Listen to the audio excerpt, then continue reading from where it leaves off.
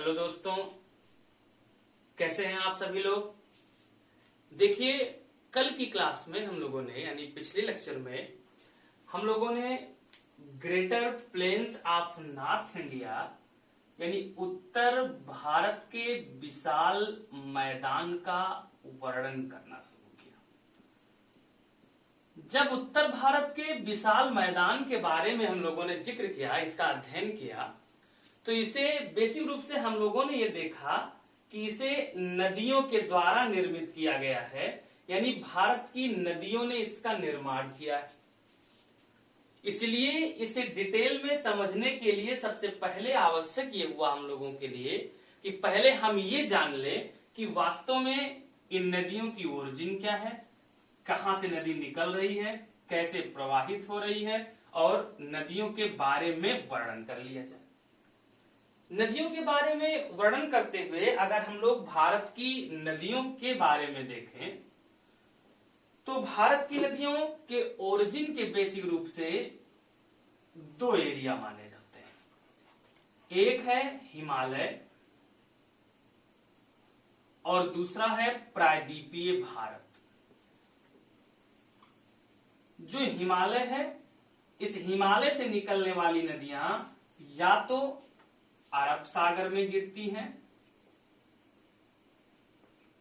या बंगाल की खाड़ी में गिरती हैं, और जो प्रायद्वीपीय भारत की नदियां हैं ये भी या तो अरब सागर में गिरती हैं या फिर बंगाल की खाड़ी में गिरती हैं। अब अगर हम लोग हिमालय की उत्पत्ति होने वाली, हिमालय से आने वाली नदियों के बारे में जिक्र करें तो इसके बारे में यह माना जाता है कि याद कीजिए, एक दो क्लास पहले जब हम लोगों ने हिमालय की उत्पत्ति के बारे में पढ़ा था, वहां हमने आपको बताया था एक नदी का नाम, जिसका नाम था शिवालिक नदी। याद आया कुछ? तो जब हमने आपको शिवालिक नदी के बारे में बताया होगा, एक बड़ा सा डायग्राम बना करके हमने आपको समझाया था कि फॉर्मेशन ऑफ हिमालय में बताया होगा कि जब फॉर्मेशन ऑफ हिमालय होने लगा तो जो टेथिस भूषण नदी में सारे के सारे सेडिमेंट डिपॉजिट थे वो ओरिजिन करने शुरू किए, उनका ओरिजिन होना शुरू हुआ, उन्नयन होना शुरू हुआ। तो जब उनका उन्नयन होना शुरू हो गया था तो एक बहुत ही नैरो, असम से लेकर के और सिंधु तक एक पूरा नैरो वाटर बॉडी पड़ी हुई थी, फैली हुई थी पूरब से पश्चिम की ओर, उसी को हम लोगों ने शिवालिक कहा था। अब कुछ भूगोलवेत्ता ये मानते हैं कि वही जो शिवालिक क्षेत्र में जो नदी का स्वरूप छूटा था, वही नदी का स्वरूप जब हिमालय की उत्पत्ति, हिमालय के तीनों रेंज बनने लगे तो वही प्रायः तीन भागों में बट गई, और जो तीन भागों में बटी उसी में से एक सिंधु, दूसरी गंगा और तीसरी ब्रह्मपुत्रा हो गई। मतलब ये माना जाता है कि उसी से अलग होकर के एक कौन है, इंडस है, दूसरी गंगा है और तीसरी ब्रह्मपुत्रा है। और बाद में कुछ भूगर्भिक गतिविधियों के कारण, भू हलचलों के कारण क्या हुआ, इस इंडस का बहाव क्षेत्र गंगा के बहाव क्षेत्र से अलग हो गया। पहले तीनों एक साथ थी। यहां तक ये माना जाता है कि जो यमुना नदी है वो यमुना नदी पहले संभवतः सिंधु की सहायक नदी हुआ करती थी, लेकिन बाद में भू हलचल होने के कारण, अंबाला कैंट बन जाने के कारण, अंबाला का क्षेत्र बन जाने के कारण क्या हुआ, तो अंबाला का क्षेत्र बन जाने के बाद से जो यमुना है वो गंगा में आके मिलने लगी। खैर, इसी कॉन्सेप्ट को, इसी सिद्धांत को नाम दिया जाता है हिंद ब्रह्म परिकल्पना। क्या नाम देते हैं? तो इसी को कहा जाता है इंडो ब्राह्मीण थ्योरी। क्या बोलते हैं इसको? इसी को कहा जाता है हिंद ब्रह्म परिकल्पना।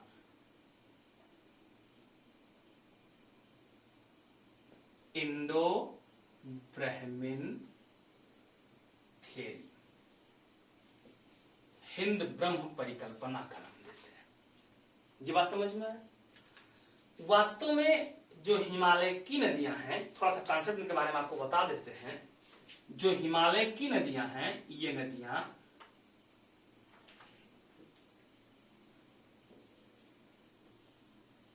यहां यहां ध्यान देना। हिमालय की नदियां, जैसे ये हो गया ग्रेटर हिमालय। इस ग्रेटर हिमालय के उत्तर में यहां पर है ये तिब्बत का पठार, तिब्बतन प्लेट्यू, तिब्बत का पठार।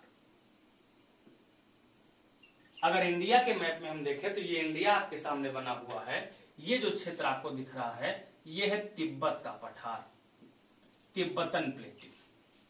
और ये जो रेंज फैली हुई है, ये पूरा हमने जो बनाया है ये है ग्रेटर। तो इसी ग्रेटर के उत्तर में कौन है? तिब्बत का पठार है। तो ये जो तिब्बत का पठार है, इस तिब्बत के पठार से, ध्यान समझिएगा, तिब्बत के पठार से जो नदी निकल करके आ रही हैं, जैसे हमने एग्जांपल ले लिया इंडस, जैसे हमने एग्जांपल ले लिया सतलुज, जैसे हमने एग्जांपल ले लिया ब्रह्मपुत्रा,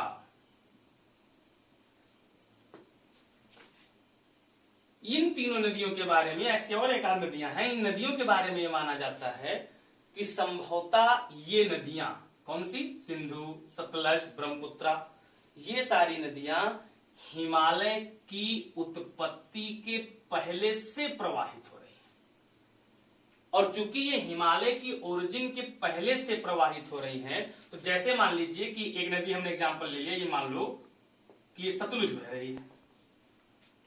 तो अगर ये नदी मान लो सतलुज प्रवाहित हो रही है, अब ये तिब्बत का पठार हुआ, ये सतलुज नदी प्रवाहित हो रही है। अब बाद में इधर से प्रायद्वीपीय भारत की प्लेट आकर के टकराई, तो टकराने के बाद जब इसमें आके टकराएगी तो इसके टकरा जाने के बाद क्या हुआ? इसमें मान लो ऐसे हिमालय की उत्पत्ति होनी शुरू हुई, ये हिमालय की ओरिजिन होनी शुरू हो जाएगी। तो जब हिमालय की ओरिजिन उन्नयन होना शुरू हुआ, तो इसकी जब ओरिजिन होनी शुरू हुई, तो जितने क्षेत्र में ये नदी प्रवाहित हो रही थी, उतने क्षेत्र में नदी यहां पर अवसाद को उन्नयन नहीं होने दिया, ऊपर नहीं उठने दिया। यानी जितना भाग इसमें उठने वाला का प्रयास करता था, उतने को काट देती थी और वो अवसाद जाकर के आगे इसके जहां डेल्टा था वहां जमा हो जाता था। तो मतलब हिमालय के बनने के पहले से ये नदी अपने रास्ते पर प्रवाहित होती जा रही है और इसने हिमालय के क्षेत्र में कभी अपने रास्ते में परिवर्तन नहीं किया। और ऐसी नदियों को कहा जाता है पूर्ववर्ती नदियां। क्या बोलते हैं? तो ऐसी नदियों को बोलते हैं पूर्ववर्ती नदियां कहा जाता है। यानी जो पूर्व के अपने मार्ग से आज तक उसी मार्ग पे निरंतर प्रवाहित होती जा रही हैं, उनको कौन सी नदी बोलते हैं? पूर्ववर्ती नदी बोला जाता है। तो ये सारी नदी Indus, Sutlej, Brahmaputra, even greater से निकलने वाली गंगा, ये सब किसके एग्जाम्पल हो जाएंगे? तो ये सब एग्जाम्पल हो जाएंगे पूर्ववर्ती नदी के। और ये कॉन्सेप्ट किस में आया? तो ये कॉन्सेप्ट आया है इंडो ब्राह्मण थ्योरी में आया है। खैर ये बात समझ में आ गई एकदम। आप देखो आगे, तो जो हिमालय से निकलने वाली नदियां हैं, इनके बारे में अब हमको याद रखना है। सिंपल जो याद रखना है आपको, वो तो हमने आपको थ्योरी बता दी ताकि आपको याद रहे कि इंडो ब्राह्मण थ्योरी किन नदियों से जुड़ा हुआ है। तो ये जुड़ा हुआ है हिमालय से आने वाली नदियों से। दूसरी बात आपको इसमें याद रखना है कि हिमालय से आने वाली नदी या तो तिब्बत के पठार से आ रही होगी, या तो ग्रेटर से यानी हिमालय के किसी रेंज से निकल के आ रही होगी। ये बात एकदम क्लियर समझ में है। अब बात करते हैं प्रायद्वीपीय भारत की नदियों की। जो पेनिनसुलर इंडिया की नदियां हैं, प्रायद्वीपीय भारत की नदियां हैं, थोड़ा इनके बारे में देखते हैं। तो जैसे ये हमारा पेनिनसुलर इंडिया हो गया। इस हमारे पेनिनसुलर इंडिया में ये है पश्चिमी घाट, वेस्टर्न घाट। आगे इसके बारे में जब प्रायद्वीपीय भारत पढ़ेंगे पूरा डिटेल में आपको बताएंगे, अभी सिर्फ नदी भर का बता रहे हैं। तो ये वेस्टर्न घाट, इसी वेस्टर्न घाट से ये देखो ये नदी जा रही है गोदावरी, ये जा रही है कृष्णा, ये जा रही है कावेरी। तो ये हो गई गोदावरी, कृष्णा, कावेरी, ये सारी नदियां प्रवाहित होती जा रही हैं। इसके बाद इसी पश्चिमी घाट से कुछ नदियां निकल करके इस क्षेत्र में आके प्रवाहित होती, जैसे मान लो ये ज्वारी नदी होगी। तो अब प्रायद्वीपीय भारत में जो ये वेस्टर्न घाट है, जो ये पश्चिमी घाट है, यही पश्चिमी घाट वाटर डिवाइड का काम करता है, जल विभाजक का काम करता है।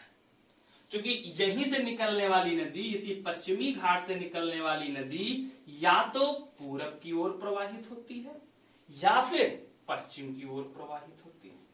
ये बात समझ में आया? अगर पूरब की ओर प्रवाहित होगी तो ये साफ साफ प्रदर्शित कर रहा है, पूरब की ओर प्रवाहित होने वाली नदियां दिखा रही हैं कि ये आके कहां गिरेंगी? बंगाल की खाड़ी में। और दूसरा जो है कहां? जो पश्चिम की ओर प्रवाहित होंगी, जैसे एग्जांपल ले लिया नर्मदा, एग्जांपल ले लिया ताप्ती, ये किधर आ रही है? पश्चिम की ओर प्रवाहित हो रही है। ये आके कहां गिरेंगी? अरब सागर में आकर गिरेंगी। ये मेरी बात समझ में आ रही है? तो प्रायद्वीपीय भारत की जो नदियां हैं ये भी कहां गिरेंगी? या तो आकर के बंगाल की खाड़ी में या फिर आके कहां गिरेंगी? अरब सागर में आकर के गिरेंगी। इनकी भी ओरिजिन का सोर्स क्या होगा? तो प्रायद्वीपीय भारत का कोई पठारी भाग या फिर पश्चिमी घाट श्रेणी हो जाएगी। इतनी बात एकदम क्लियर समझ में आ गया? तो अब इन दोनों में थोड़ा कंपैरेटिव स्टडी कर ले। मान लो ये प्रायद्वीपीय भारत की नदियां हैं, इधर हमने ले लिया हिमालय की नदियां। इन दोनों में अगर हमें अध्ययन करना हो तो बस 2-3 बातें आपको याद रखनी है खास करके।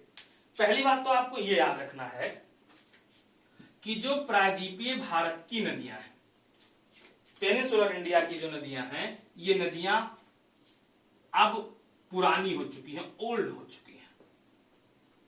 और जो हिमालय की हैं नदियां हैं ये अभी यूथ हैं, युवा हैं।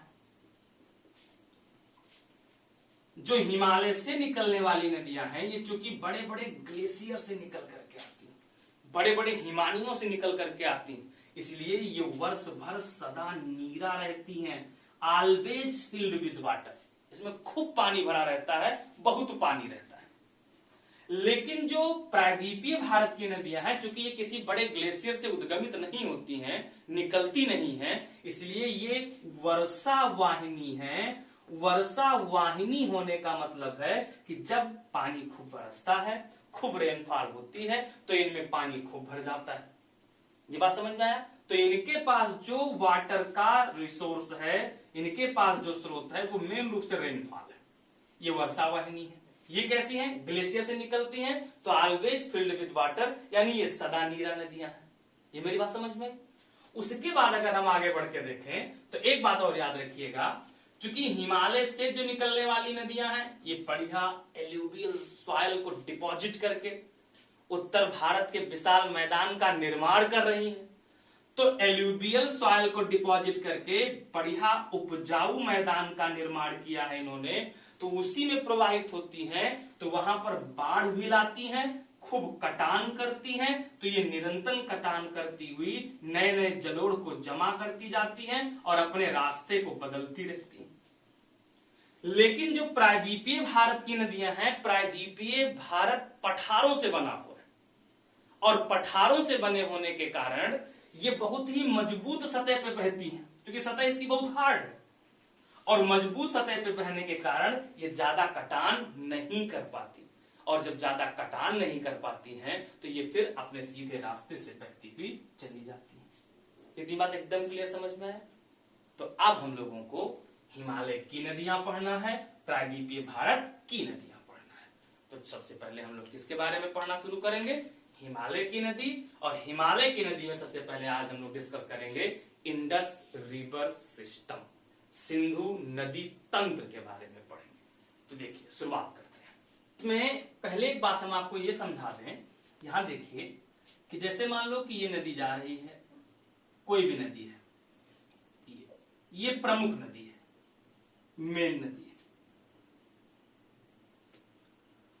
अब मान लीजिए इसमें कोई एक नदी आकर के ये मिल रही है, इसकी सहायक हो गई, ये नदी आकर के मिल रही है, इसकी सहायक हो गई, इसमें कोई ये नदी आकर के मिल रही है, ये इसमें मान लेते हैं ये नदी आके मिल रही है, इसमें ये नदी आके मिल रही है। अब सिंपल यहां समझना आपको क्या है, ये है प्रमुख नदी, ये मेन रिवर है,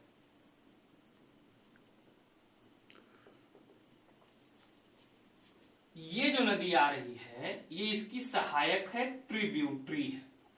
तो अगर ये इसकी सहायक है, ट्रिब्यूटरी है, फिर इसमें आकर के ये नदी मिल रही है, तो ये मान लेते हैं नदी नंबर 1 है, ये 2 है, ये 3 है, ये 4 है।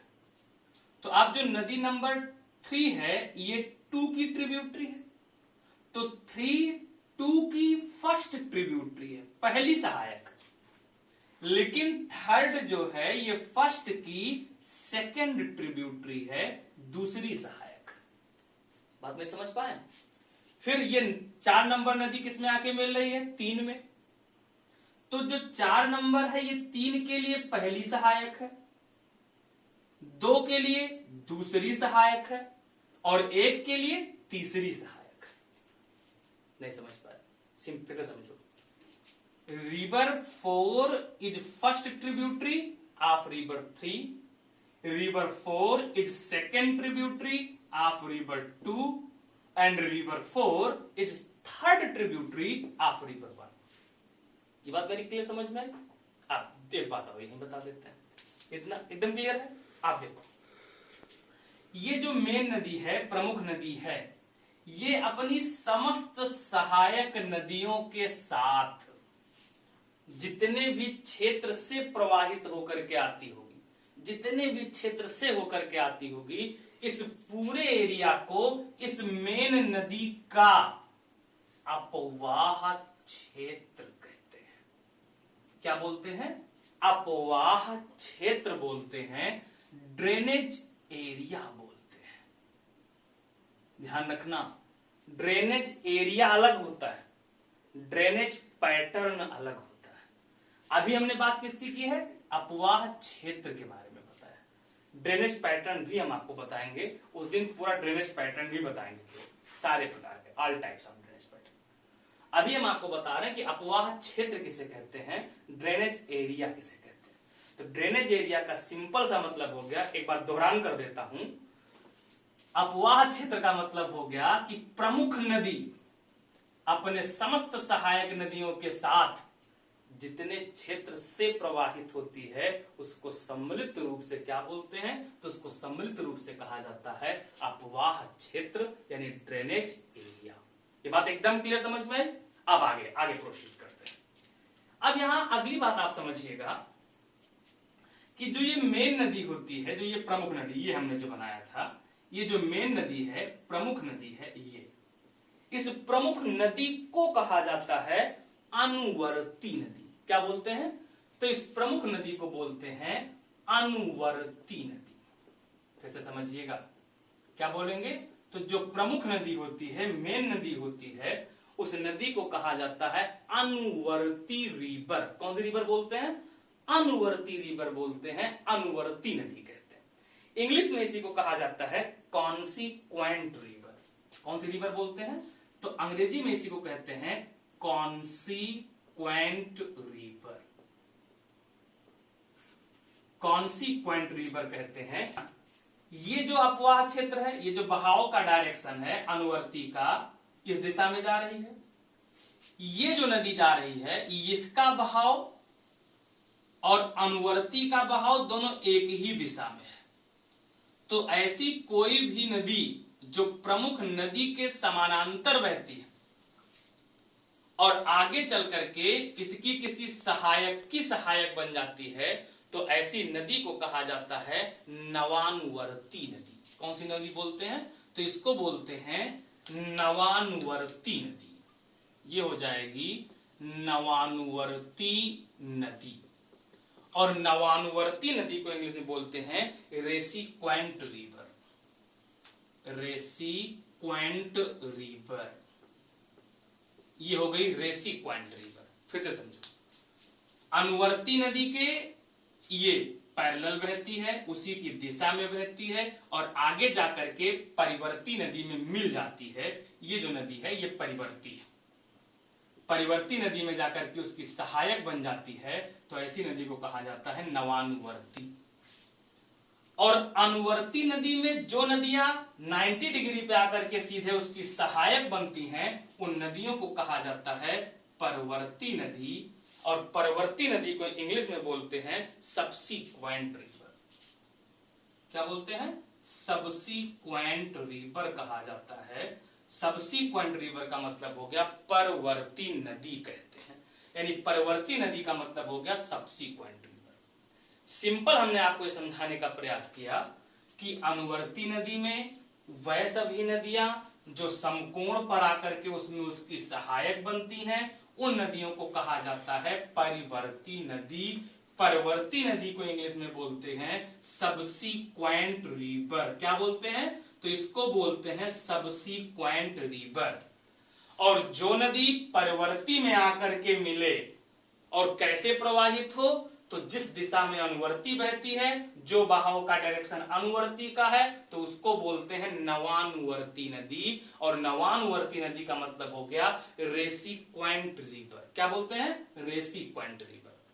और अगर कोई नदी परवर्ती में आकर के मिले, किसमें आके मिले? परवर्ती में आकर के मिले, लेकिन उसका बहाव क्षेत्र, उसके बहाव का डायरेक्शन कैसा हो? तो अनुवर्ती के विपरीत हो। ये देखो, अनुवर्ती का बहाव इस दिशा में है और ये जो नदी आ रही है आके परवर्ती में मिल तो रही है, ये सहायक है परवर्ती की, लेकिन इसके बहाव की दिशा और इसके बहाव की दिशा एक दूसरे के अपोजिट है, तो इस नदी को कहा जाएगा प्रत्यानुवर्ती नदी। क्या बोलते हैं इसको? तो इसको बोलते हैं प्रत्यानुवर्ती नदी। कौन सी नदी बोलेंगे? तो इसको बोलते हैं प्रत्यानुवर्ती नदी। इंग्लिश में बोलते हैं ऑब्सिक्वेंट रिवर। क्लियर? एकदम समझ में आया?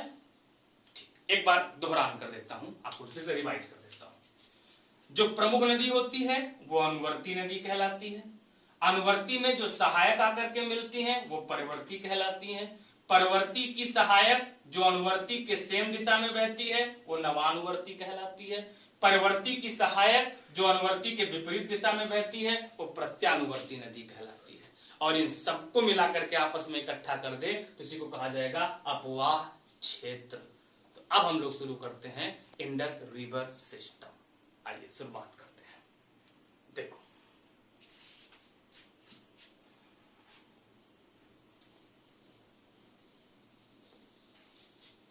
ये आपको इंडिया दिख रहा है, अपना भारत है।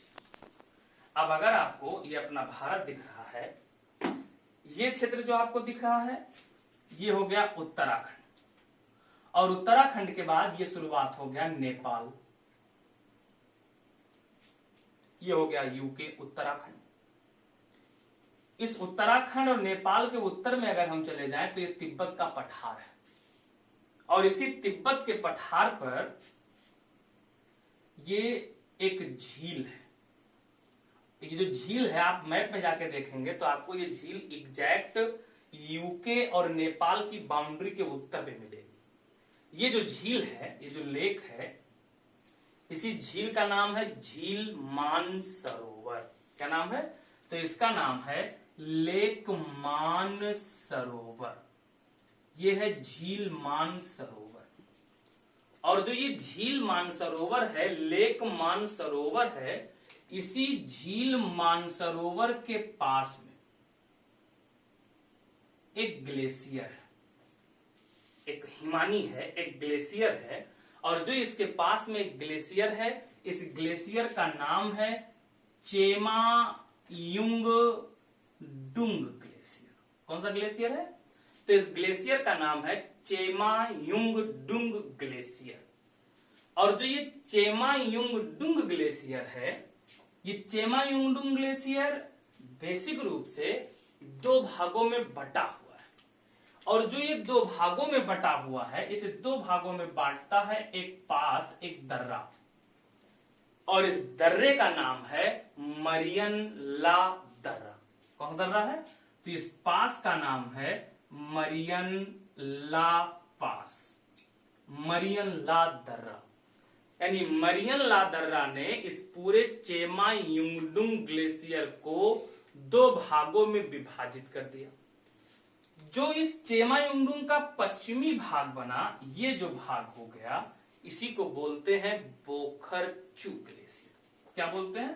तो इसी को कहा जाता है बोखरचू ग्लेशियर। और इसका जो पूर्वी भाग हो गया, इसी को बोलते हैं आगसी ग्लेशियर। कौन सा ग्लेशियर बोलते हैं? तो इसको कहते हैं आगसी ग्लेशियर। जो ये बोखरचू ग्लेशियर है, ये इस बोखरचू ग्लेशियर से ही जो नदी निकलती है उस नदी का नाम है इंडस यानी सिंधु नदी।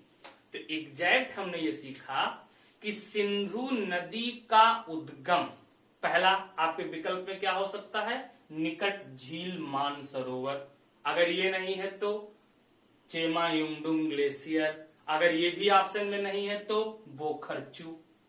अब सवाल ये उठता है अगर ये तीनों ऑप्शन में है तो बोखरचू को आप प्रेफर करेंगे, बोखरचू नहीं है तो चेमायुंगडुंग को, चेमायुंगडुंग भी नहीं है तो फिर किसको, झील मानसरोवर के निकट से निकलती है। ये बात एकदम क्लियर समझ में आई। तो यहीं से जो नदी निकल के जा रही है ये नदी हो गई सिंधु। जैसे सिंधु यहां से निकली आगे बढ़ी तुरंत यहां पर जो रेंज है ये रेंज है कैलाश मानसरोवर, ये कैलाश मानसरोवर है, कैलाश। तो कैलाश से होकर के ये आगे की ओर बढ़ती है और फिर इंडिया में प्रवेश करती है। भारत में जब ये प्रवेश करती है तो भारत में यह नदी दो पर्वतों के बीच में बहती है।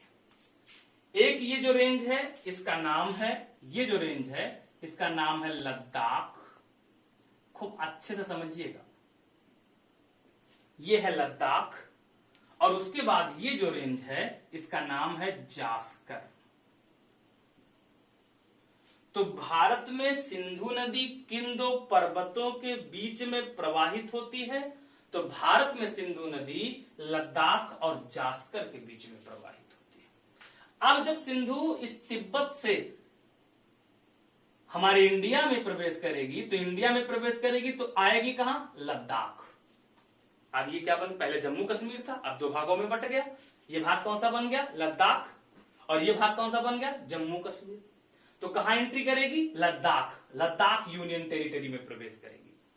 और जब लद्दाख यूनियन टेरिटरी में प्रवेश करेगी तो इस लद्दाख यूनियन टेरिटरी में किन दो पर्वतों के बीच में, लद्दाख रेंज और जास्कर के बीच प्रवाहित होती है।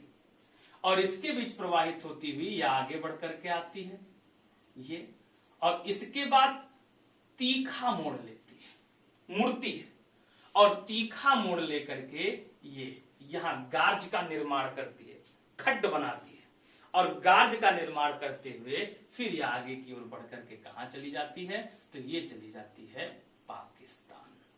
कहां प्रवेश कर गई, पाकिस्तान में चली जाती है और पाकिस्तान में प्रवाहित होकर के ये फिर अरब सागर में जाके गिरती है। कौन सी नदी हो गई ये, सिंधु नदी है, इंडस रिवर है।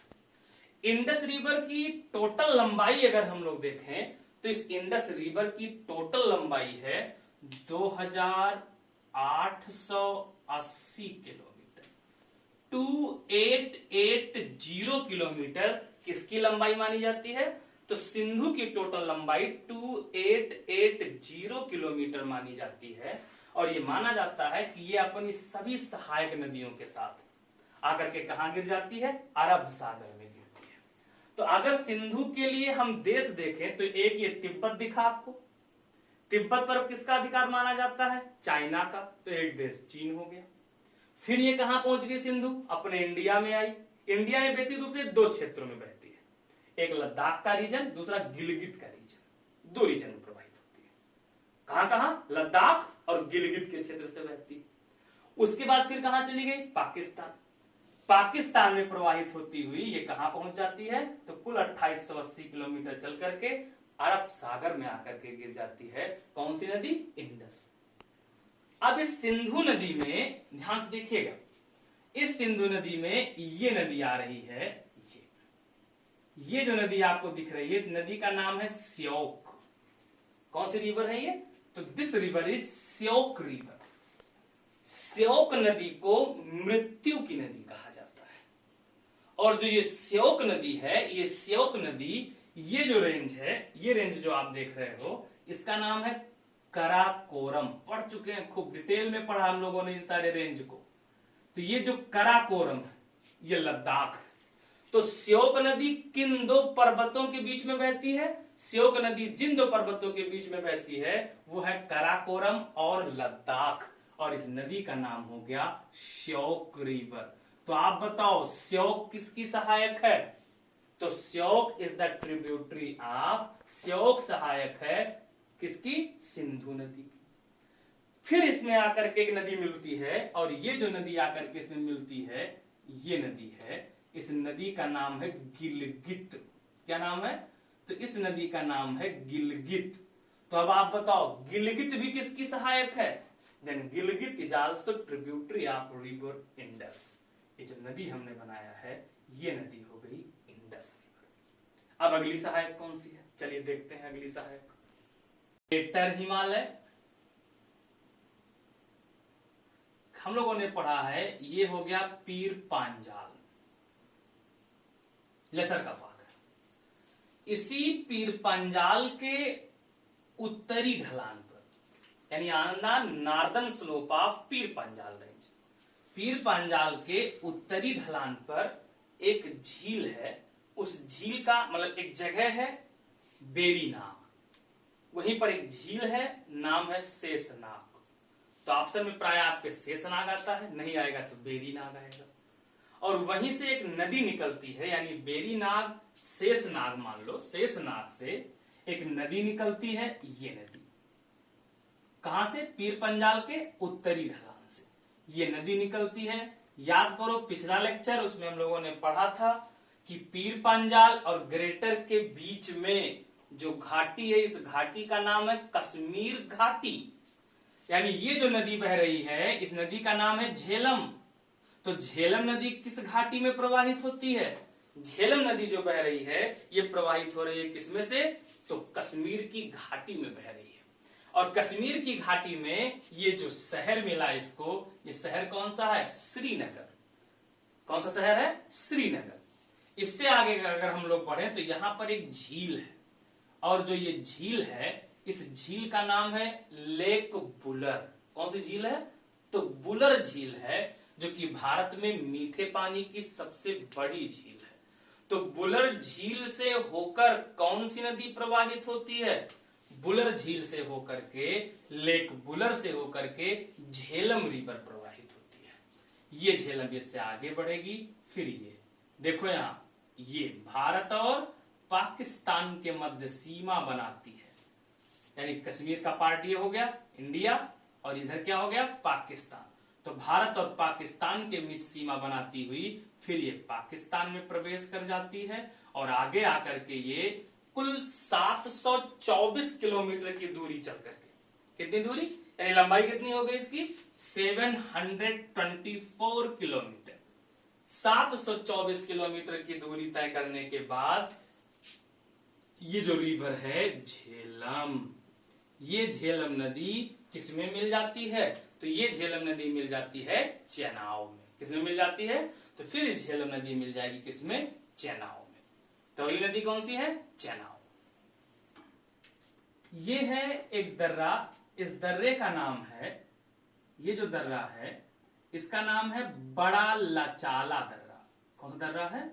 बड़ा लाचाला दर्रा, बड़ा लाचाला पासेस। और इसी बड़ा लाचाला दर्रे से दो नदियां निकलती हैं, एक का नाम है चंद्र, दूसरे का नाम है भागा। क्या नाम है? चंद्र और भागा। और जब चंद्र और भागा आपस में मिल जाती है तब इनकी संयुक्त धारा को नाम देते हैं चेनाब। क्या बोलते हैं? तब इसको बोलते हैं चेनाब। तो वास्तव में चेनाब कहां से निकली? बड़ा लाचाला दर्रे से। ये चेनाब निकली बड़ा लाचाला से। कहां से? तो चेनाब की ओरिजिन हो गई बड़ा लाचाला से, चेनाब नदी निकलती है, और बड़ा लाचाला से निकलने के बाद में जो चेनाब नदी है ये हो गई चेनाब।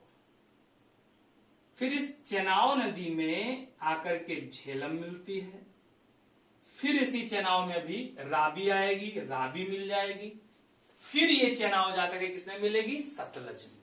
कुल मिलाकर चेनाब की जो लंबाई है, इसकी लंबाई है 1180 किलोमीटर। कितनी लंबाई हो गई? तो चेनाब की लंबाई हो गई 1180 किलोमीटर ये प्रवाहित होती है। एक बात यहां ध्यान रखिएगा, जब ये पीर पंजाल को पार करती है तो यहां पर एक बहुत बड़ा गार्ज का निर्माण करती है। कौन सी नदी? चेनाब रिवर। क्लियर? चेनाब में आके कौन मिलेगा? झेलम। और चेनाब में आके कौन मिलता है? रावी। ये दो नदियां आगे किसमें मिल जाती हैं? चेनाब में। फिर चेनाब किसमें मिल जाती है? सतलज। और फिर सतलज किसमें मिल जाती है? सिंधु। फिर सिंधु कहां गिर जाती है? अरब सागर में।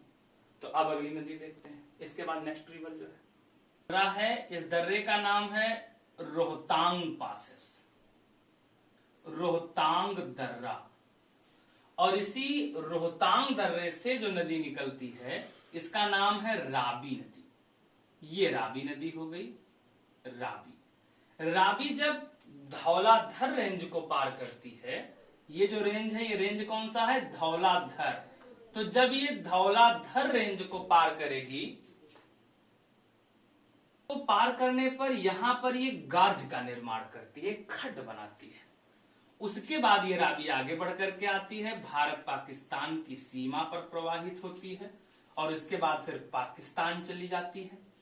पाकिस्तान में जाकर के ये किसमें मिलती है? चेनाब में। और चेनाब में जहां जाकर के मिलती है इस जगह का नाम है मुल्तान। याद रखिएगा, मुल्तान के सुल्तान किसको कहते हैं? वीरेंद्र सहवाग को। बीएड जैसे एग्जाम में सारे सवाल पूछ लिए जाते हैं। देखो यहां तो इसके बाद फिर ये चेनाब नदी आगे बढ़ करके, ये चेनाब है, रावी जो है किसमें मिल गई? तो रावी नदी आकर के मिल गई किसमें? चेनाब में। अभी बताया था। फिर झेलम नदी किसमें आके मिल गई? चेनाब में। ये देखो, ये झेलम मिली, ये चेनाब कहलाई। फिर ये रावी मिली, फिर आगे आके चेनाब मिली। ये चेनाब है, ये चेनाब है। एक बात यहां ध्यान रखिएगा कि जो झेलम है, झेलम चेनाब में मिलती है ट्रिम्मू नामक स्थान पर, और जो रावी है ये चेनाब में मिलती है मुल्तान में। कहां किस स्थान पे मिलती है? तो मुल्तान नामक स्थान पे मिलती है। रावी की टोटल लंबाई मानी जाती है 720 किलोमीटर। तो रावी कहां से निकली? रोहतांग दर्रे से। और कहां के मिल गई? चेनाब में। कहां? पाकिस्तान में। किसके निकट? मुल्तान के निकट। उसके बाद इसी रोहतांग दर्रे के पास एक झील है, उस झील का नाम है ब्यास कुंड। क्या नाम है? तो इसका नाम है ब्यास कुंड। और इसी ब्यास कुंड से जो नदी निकलती है इस नदी का नाम है ब्यास नदी। ये ब्यास नदी है, ब्यास रिवर। और ये जो ब्यास नदी है ये ब्यास आगे बढ़ करके आती है और कहां पर? पंजाब में। किस नदी से मिल जाती है? तो ब्यास नदी पंजाब में आकर के मिल जाती है सतलुज रिवर से। ये हो गई ब्यास नदी। तो ब्यास की ओरिजिन कहां से हुई? ब्यास कुंड से निकलती है और कहां? पंजाब के कपूरथला के निकट आकर के ये किससे मिल जाती है? सतलज से मिल जाती है। जहां पर ब्यास और सतलज का संगम हुआ है, मिली है, वहीं पर एक डैम बनाया गया है और उस डैम का नाम है हरिके बैराज। क्या नाम है?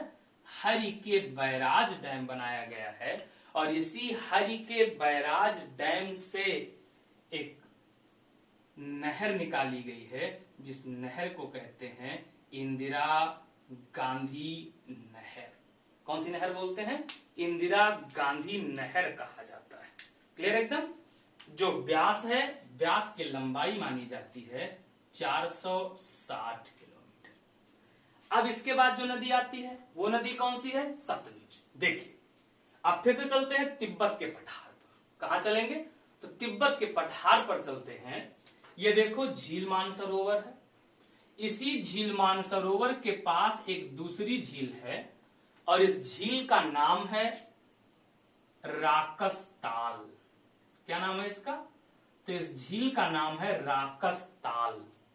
और इसी राकसताल से जो नदी निकली है इसी का नाम है सतलुज। ध्यान दीजिएगा, ये सतलज नदी आ रही है। सतलज नदी जब इससे आगे बढ़ती है ये पहुंची हिमाचल और हिमाचल प्रदेश में जब ये प्रवेश करती है तो जिस दर्रे से प्रवेश करती है उस दर्रे का नाम है, क्या नाम है उस दर्रे का? तो जिस दर्रे से ये प्रवेश करती है उस दर्रे का नाम है सीप किला पासेस। कौन सा पासेस है? तो सीप किला दर्रा है ये, सीप किला दर्रा। तो सतलज नदी बहुत बार पेपर में आ चुका है, किस दर्रे से भारत में प्रवेश करती है? तो सतलज नदी सीप किला दर्रे से भारत में प्रवेश करती है। तो ये सीप किला पासेस में इंडिया में प्रवेश करती है। कौन सी नदी? सतलुज। और उसके बाद ये आकर के इसमें कौन सी नदी मिल जाती है? तो इसमें आकर के जो नदी मिलती है ये मिल गई, ये देखो ब्यास।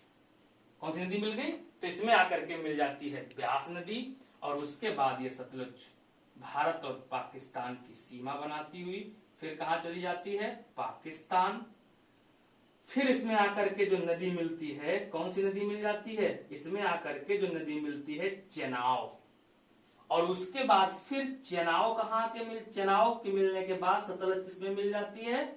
सिंधु में मिल जाती है। किसमें मिल जाती है? सिंधु में मिल जाती है। आप देखो आगे,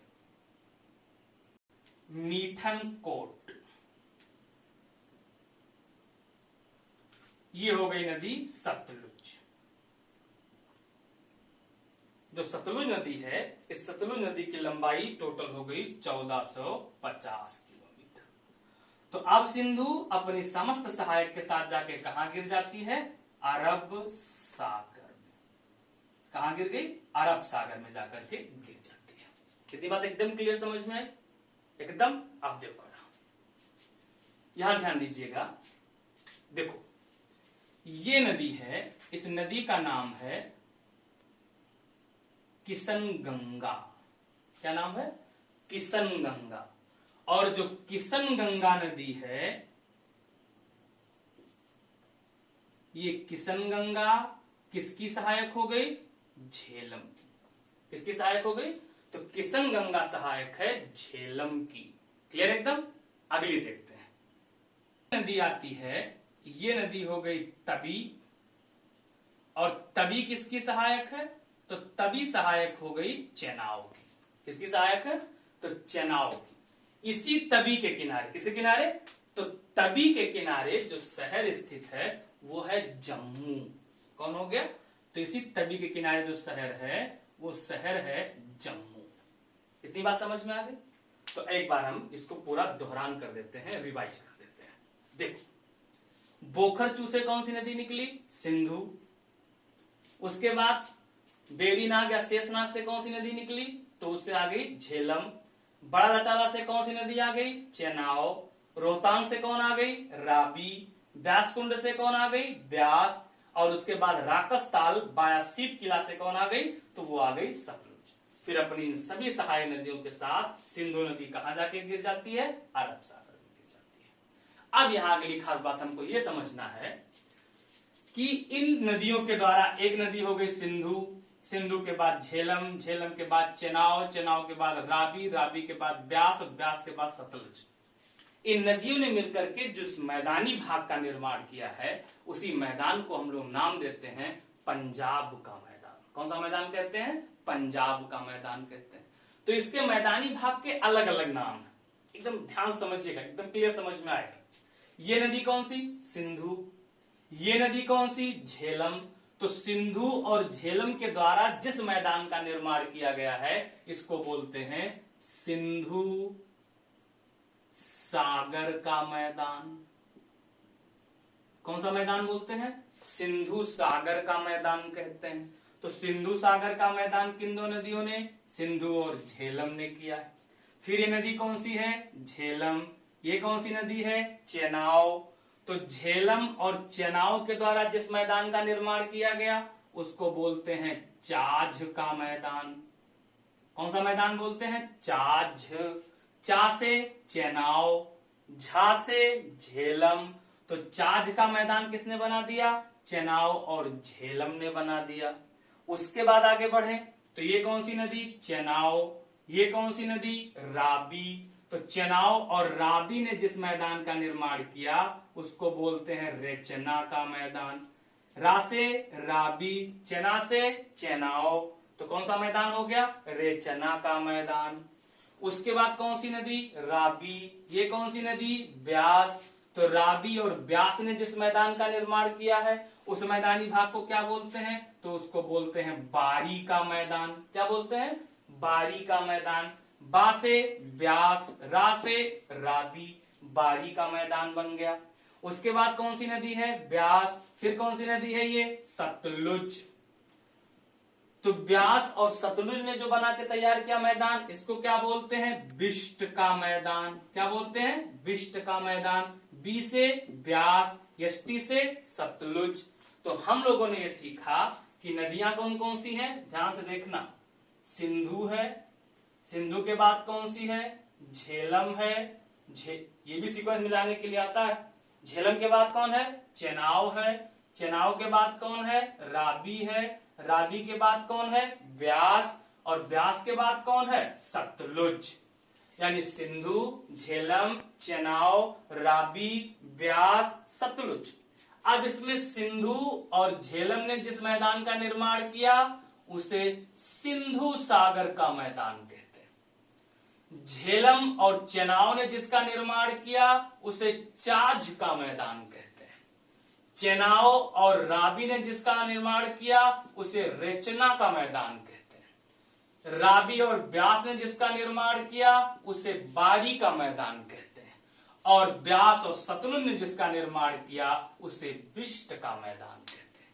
और किन्हीं भी दो नदियों के बीच का जो क्षेत्र होता है, याद रखना, उसी को दोआब कहते हैं। क्या कहते हैं? दोआब। दोआब का मतलब होता है किन्हीं भी दो नदियों के बीच का क्षेत्र। तो एक आब, दो आब, तीन आब, चार आब, पांच आब, और इन्हीं पांचों आबों को आपस में जोड़ दें तो कहते हैं पंजाब का मैदान। क्या बोलते हैं इसी को? पंजाब का मैदान कहते हैं। तो जो मैदान में पहला डिवीजन हमने आपको बताया था, उस पंजाब का जो मैदान था उसे सिंधु और उसकी सहायक नदियों ने मिलकर के तैयार किया है।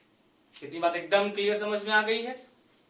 तो देखो, अगर आपको सारी वीडियो अच्छे से समझ में आ रहे हैं, सारी क्लास आपको अच्छी लग रही, तो कृपया करके अपने दोस्तों को भी ये बताइए कि वो भी इसको देखें और थोड़ा सहयोग कीजिए कि थोड़ा व्यू बढ़े, सब्सक्राइबर बढ़े। बात समझ में आ रही? तो इतना मेरे हित में भी काम कीजिए। और इतना तो आपका फर्ज बनता है कि अगर आप देख रहे हैं, पढ़ रहे हैं, तो एक लाइक तो बनता ही है वीडियो का। क्लियर एकदम? तो आज यहीं तक साहब, अगली नदी अगली क्लास में पढ़ेंगे। बहुत बहुत धन्यवाद। Thank you. जय हिंद।